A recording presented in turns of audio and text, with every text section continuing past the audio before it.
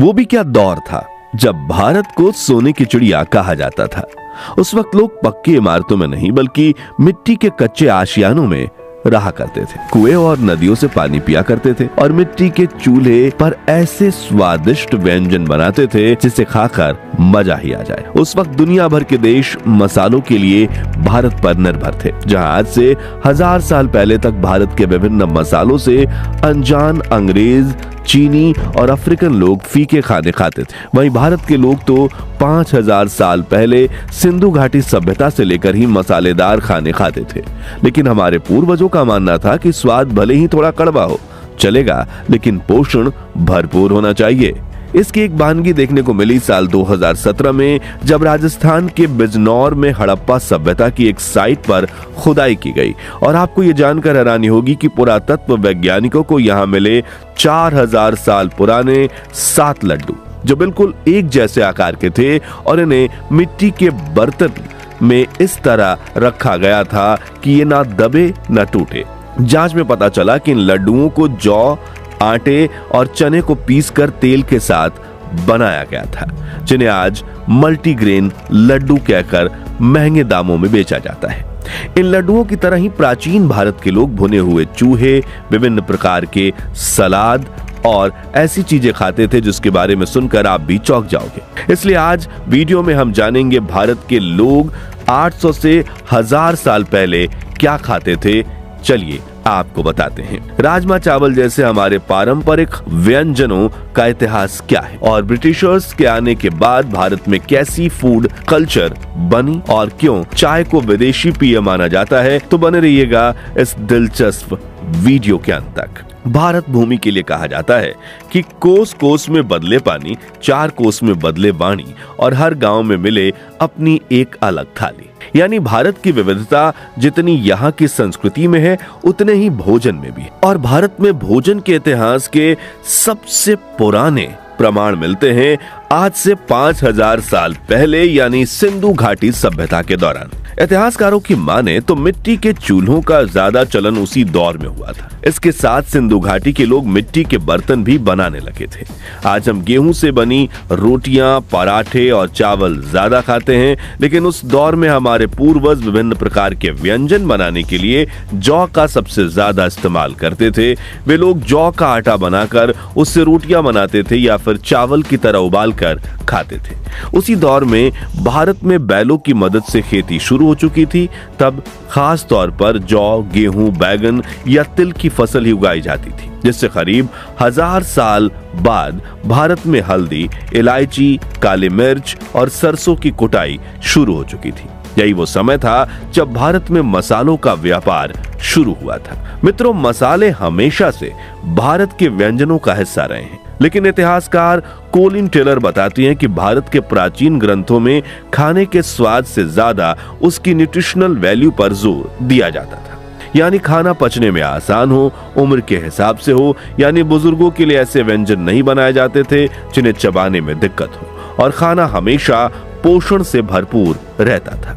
सिंधु घाटी सभ्यता के बाद आने वाले 1000 साल में भारत में अलग अलग प्रकार की दालें, केला, नारियल और अनार जैसे फल और चावल की खेती शुरू हुई। इसी के साथ पशुपालन का भी प्रचलन आ गया। उसी वक्त से दूध से बनने वाली चीजें जैसे दही और घी की खोज शुरू हुई और 3500 साल पहले खोजा गया घी देखते ही देखते भारत भूमि के कई पारंपरिक व्यंजनों का मेन इंग्रेडिएंट बन गया। हालांकि भारत के लोगों के खान पान को लेकर कोई रिटन दस्तावेज तो नहीं मिलते हैं, जो भी मिले हैं वो लिमिटेड हैं। इसलिए हम सिंधु और हड़प्पा सभ्यता से थोड़ा आगे बढ़े तो आज से करीब 900 साल पहले 1127 में हमें एक किताब मिलती है मनसोलल्लासा, जिसे राजा विक्रमादित्य 6 के पुत्र सोमेश्वर तृतीय ने लिखा था। हालांकि मनसोलल्लासा नाम से एक और ग्रंथ है जिसे जगत गुरु आदि शंकराचार्य ने लिखा था। मनसोलल्लासा का अभिलाषा तीर्थार्थ चिंतामणि यानी इच्छा पूरी करने वाला अनमोल रत्न भी उसे कहा जाता है। और राजा सोमेश्वर तृतीय की मनसोलल्लासा किताब में हमें इसमें अलग अलग तरीकों के खाने, उन्हें पकाने और कैसे खाया जाए इस बारे में विस्तार से बताया गया है। इसे दुनिया की सबसे पुरानी कुक बुक्स में से एक माना जाता है। इस किताब में 100 अध्याय हैं जिन्हें कविता की तरह लिखा गया है, और ये कविताएं सिर्फ व्यंजन से जुड़ी नहीं है बल्कि मनसोलल्लासा में राजा की योग्यता, शासन करने का तरीका, अर्थशास्त्र, भोजन, संगीत, मनोरंजन, खेल जैसे विषयों के बारे में विस्तार से लिखा गया है। जिसमें से तीसरे हिस्से में यानी भरतूर उपभोगकरण में खाने से जुड़े 20 अध्याय हैं। इसमें 1820 छंद हैं जिनमें कई तरह के खाने, पकवान और उन्हें बनाने की रेसिपी का वर्णन किया गया है। इनमें कुछ अजीबोगरीब डिश भी है जिनके बारे में सुनकर आप हैरान भी हो सकते हैं, जैसे कि भुने हुए चूहे। जी हाँ, जैसे आजकल चिकन को बारबेक्यू किया जाता है और वैसे ही उस दौर में चूहे मारकर उन पर मिर्च, मसाले और नमक लगाकर भूना जाता था और फिर लोग बड़े चाव से इन्हें खाते थे। चूहे को व्यंजन की तरह खाने के किस्से तो आज से कुछ साल पहले तक सुनाई देते थे। जैसे बिहार के पूर्व मुख्यमंत्री लालू प्रसाद यादव ने एक इंटरव्यू में बताया था कि उनके गांव में चूहे पकड़कर उन्हें भून कर खाया जाता था। इसके अलावा भारत के लोग कछुए और बाकी जानवरों को भी भून कर खाते थे। अब अगर आप शाकाहारी हैं तो परेशान मत होइए, क्योंकि मनसोलल्लासा किताब में अनाज, दालों, सब्जियों के साथ साथ 40 फलों का जिक्र भी है। हालांकि यहाँ दिलचस्प बात यह है कि उस वक्त के कुछ फलों को तो आज तक अंग्रेजी नाम भी नहीं मिले, यानी वो फल उस दौर में पूरी दुनिया में हिंदी नाम से ही जाने जाते थे। उस दौर में सलाद का भी चलन था। मनसोलल्लासा में लिखित रेसिपी के अनुसार इस सलाद में कच्चा आम, करेला, केला, कटहल मिलाया जाता था, जिस पर तिल और काले सरसों की ड्रेसिंग की जाती थी। इसके अलावा उस दौर में पोरिका नामक एक फास्ट फूड भी खाया जाता था, जो गोलगप्पे के बाद मांगी जाने वाली पापड़ी जैसी होती थी।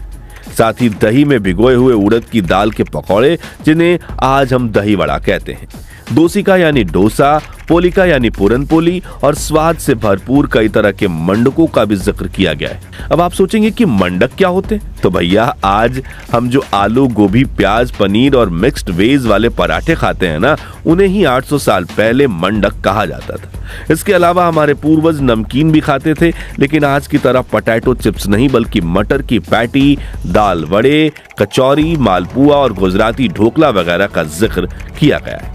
इसके अलावा उस वक्त ज्यादातर भारतीय नदी किनारे ही रहते थे, इसलिए मछलियां और बाकी सी फूड के पकवानों का भी जिक्र किया गया है। इनमें मछली बनाने के 35 वैरायटीज के साथ ये भी बताया गया है कि मछली को क्या खिलाया जाए, कैसे काटा जाए और खाने में आसानी के लिए किस तरह उसे काट सकते हैं। इनमें से फ्राइड रोहू मछली, तांबे के बर्तन में पका हुआ केकड़ा और भुने हुए कछुए, ये सारे व्यंजन तो आज भी उत्तर भारत के कई इलाकों में प्रचलित हैं। इसके अलावा कीमे से बना कबाब, जो आज भी लखनऊ में लोकप्रिय है।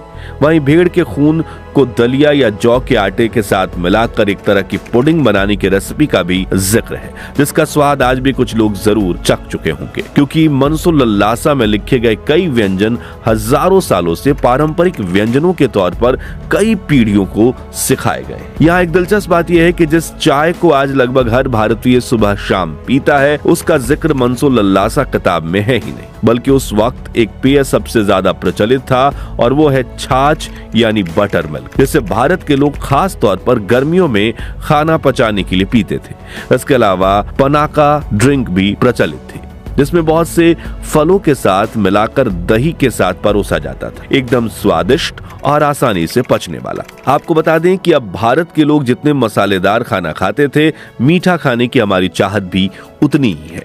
उस दौर में दूध से बनी मिठाई के अलावा गोलामू भी खाया जाता था, यानी गेहूं से बना डोनट। जी हाँ, ऐसा डोनट जो बहुत ही ज्यादा मीठा था। साथ ही चावल के आटे से बना पंटुआ और काले चने के आटे से बने केक का जिक्र भी मनसोलल्लासा में मिलता है।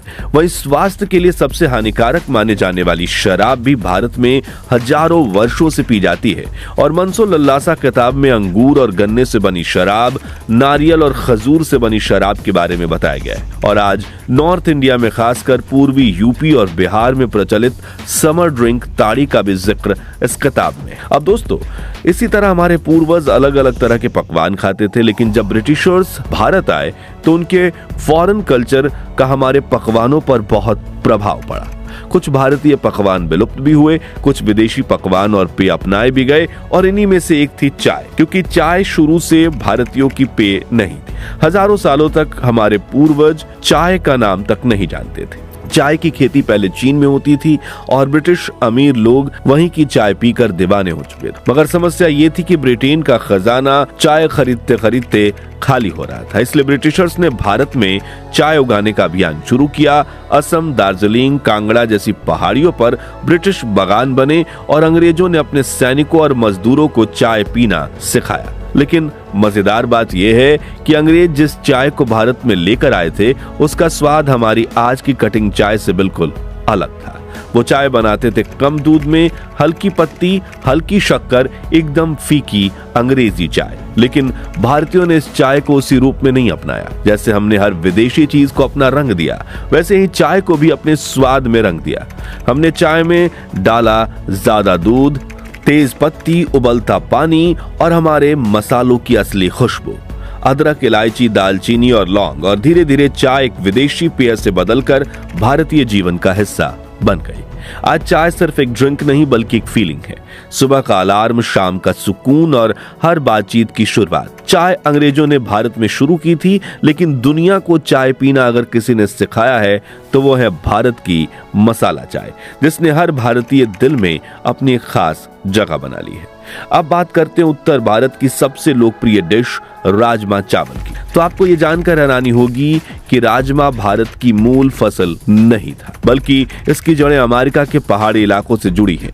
16वीं और 17वीं शताब्दी में जब फ्रेंच खोजकर्ता अमेरिका पहुंचे तो उन्होंने वहां पहली बार इन लाल गुर्दे जैसी दानों को देखा। नाम था किडनी बीन्स। स्वाद, पोषण और स्टोरेज तीनों में बेहतरीन होने के कारण वे जल्दी ही फ्रांस में लोकप्रिय हो गए। इसके बाद फ्रेंच ईस्ट इंडिया कंपनी इस बीज को अपने साथ भारत लाई और सबसे पहले ये फसल दक्षिण भारत के फ्रेंच शासित पोंडुचेरी में बोई गई। धीरे धीरे व्यापारियों, सैनिकों और स्थानीय किसानों के जरिए राजमा पूरे भारत में फैलने लगा। लेकिन मजे की बात यह है कि राजमा को असली घर उत्तर भारत में मिला, क्योंकि वहां की ठंडी हवाएं, पहाड़ी मिट्टी और मौसम बिल्कुल अमेरिका के पहाड़ी इलाकों जैसा था। इसी वजह से हिमाचल, जम्मू कश्मीर, उत्तराखंड और उत्तर प्रदेश की पहाड़ियों में राजमा सबसे ज्यादा फलने फूलने लगा। पहाड़ों का पानी, मिट्टी का स्वाद और धीमी आंच पर पकने की रीत ने राजमा को एक अनोखा फ्लेवर दिया जो किसी भी और देश को नहीं मिल सकता है। इसी तरह धीरे धीरे राजमा सिर्फ एक फसल नहीं बल्कि भारतीयों का एक ट्रेडिशनल डिश बन गया। कश्मीर का राजमा गोगजी, हिमाचल का लाल चिट्टा राजमा, उत्तराखंड का भट्टाक और पंजाब का मसालेदार राजमा, हर क्षेत्र में इसे अपने रंग में रंगने की कोशिश शुरू हुई। और जब इस राजमा की दोस्ती चावल से हुई तो जन्म हुआ भारत के सबसे कंफर्टिंग, सबसे प्यार भरे व्यंजन राजमा चावल का। एक ऐसा खाना जो सड़क के ढाबे से लेकर दादी की रसोई तक हर प्लेट में प्यार परोसता है।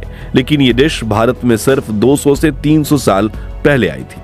खैर दोस्तों, आपके राज्य या परिवार का पारंपरिक व्यंजन या ट्रेडिशनल डिश कौन सा है और आपको प्राचीन भारत के व्यंजन कैसे लगे, कमेंट्स में बताइए।